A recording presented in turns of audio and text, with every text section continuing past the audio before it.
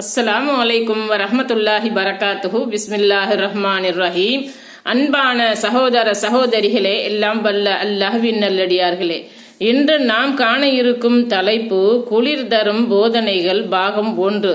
சத்தியத்தை விளங்கிக் கொள்வதற்கு ஏராளமான சான்றுகள் வானம் மற்றும் பூமி முழுவதும் நிறைந்து இருக்கின்றன. அவற்றுள் முக்கியமான ஒன்று நம்மை சுற்றி நிகழும் பருவ மாற்றமாகும். மழை, வெயில், குளிர் என்று மாறிக்கொண்டே இருக்கும் சூழ்நிலை மாற்றத்தை பற்றி முறையாக சரியாக சிந்தித்தால் சத்தியத்தை தெரிந்து கொள்ளலாம்.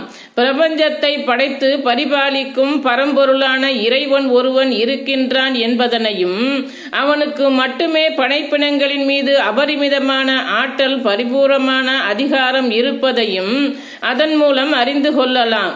இன்னும் அவனால் அளிக்கப்பட்ட இந்த இஸ்லாமிய மார்க்கமே மண்ணுக்கேற்ற மனிதனுக்கேற்ற மார்க்கம் என்பதையும் புரிந்து கொள்ளலாம். இந்த வகையில் குளிர்காலத்தை பற்றி யோசிக்கும் போதும் அதிலும் நமக்கு பல்வேறான போதனைகள், படிப்பினைகள் ஒளிந்து இருக்கின்றன. அவற்றை மார்க்கம் கூறும் விதத்தில் தெரிந்து கொள்வோம். குளிரிலிருந்து காப்பாற்றும் கால்நடைகள் மனித இனத்தின் வாழ்வை சீரும் சிறப்புமாக இருப்பதற்காகவே பூமியில் இருக்கும் அனைத்தையும் படைத்ததாக வல்ல இறைவன் திருமறையில் தெரிவிக்கின்றான். இவ்வகையில் கால்நடைகளை நமக்காக படைத்ததாகவும் நம்மை குளிரிலிருந்து பாதுகாக்கக்கூடியவை அவற்றில் இருப்பதாகவும் குறிப்பிடுகிறான். இதன் மூலம் நமது இயல்பான வாழ்க்கையை பாதிக்கும் வகையில் குளிர் அதிகரிக்கும் சூழ்நிலையை ஏற்படுத்திய இறைவன் அவ்வாறான நேரத்தில் அதிலிருந்து நம்மை காத்து கொள்வதற்காக வாய்ப்பையும் வசதியையும் வழங்கி இருக்கின்றான் என்பதை தெரிந்து கொள்ளலாம். இன்னும் அவன் நம் மீது கொண்டிருக்கும் இரக்கம், கருணையும் அதன் மூலம் அறிந்து கொள்ள முடிகிறது. கால்நடைகளை உங்களுக்காகவே அவன் படைத்தான். அவற்றில் குளிரை தடுப்பவை கம்பளி உண்டு. பல பயன்களும் உள்ளன. அவற்றிலிருந்து சாப்பிடுகிறீர்கள். மாலையில் ஓட்டிச் செல்லும் போது, காலையில் ஓட்டிச் செல்லும் போதும் அதில் உங்களுக்கு அந்தஸ்து இருக்கின்றது. பெரும் சிரமத்துடனே நீங்கள் சென்றடையும் ஊருக்கு உங்கள் சுமைகளை அவை சுமந்து செல்கின்றன. உங்கள் இறைவன் நிகரற்ற அன்புடையோன், இரக்கமுள்ளவன். அல் குர்ஆன் அத்தியாயம் 16 வசனம் 5. இறையருளை புரிய வைக்கும் பருவ மாற்றம். எல்லா பொருட்களிலும் இடங்களிலும் குளிரும் வெப்பமும் இருக்கின்றன.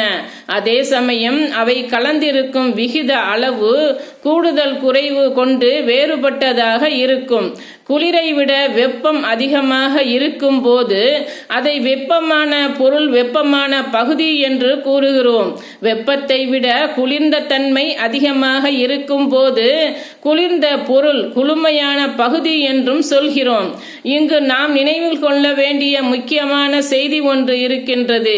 கால சூழ்நிலையை மாற்றும் இறைவன் நாடினால் நம்மால் பார்க்கப்படும் பொருட்களை நாம் நினைக்கும் தன்மையில் இருப்பதாக மட்டும் வைத்துவிட்டு அதன் ஒட்டுமொத்த தன்மையையும் அவனால் மாற்ற முடியும். நமது புலன்களுக்கு வெப்பமாக தெரியும் பொருளை குளிர்ந்ததாகவும், குளிர்ந்ததாக தெரியும் பொருளை வெப்பமானதாகவும் மாற்றும் வல்லமை, ஆற்றல் அல்லாஹ்விற்கு இருக்கின்றது என்பதை ஒருபோதும் மறந்துவிடக் கூடாது. இதை பின்வரும் வசனங்கள் மூலம் விளங்கிக் கொள்ளலாம். அல்லாஹ்வை அன்றி உங்களுக்கு எந்த பயனும் அளிக்காதவற்றையும் உங்களுக்கு தீங்கு தராதவற்றையும் வணங்குகிறீரா என்று இப்ராஹிம் நபி கேட்டார். அல்லாஹ்வை அன்றி நீங்கள் வணங்குபவற்றுக்கு உங்களுக்கு கேவலமாக விளங்க மாட்டீர்களா என்றும் கேட்டார். நீங்கள் ஏதேனும் செய்வதாக இருந்தால் இவரை தீயில் பொசுக்கி உங்கள் கடவுளுக்கு உதவுங்கள் என்றனர். நெருப்பே, இப்ராஹிமின் மீது குளிராகவும் பாதுகாப்பாகவும் ஆகிவிடு என்று கூறினோம்.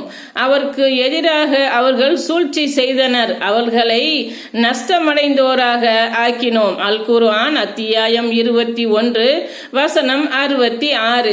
அஸ்ஸலாமு அலைக்கும் வரஹ்மத்துல்லாஹி பரகாத்துஹு.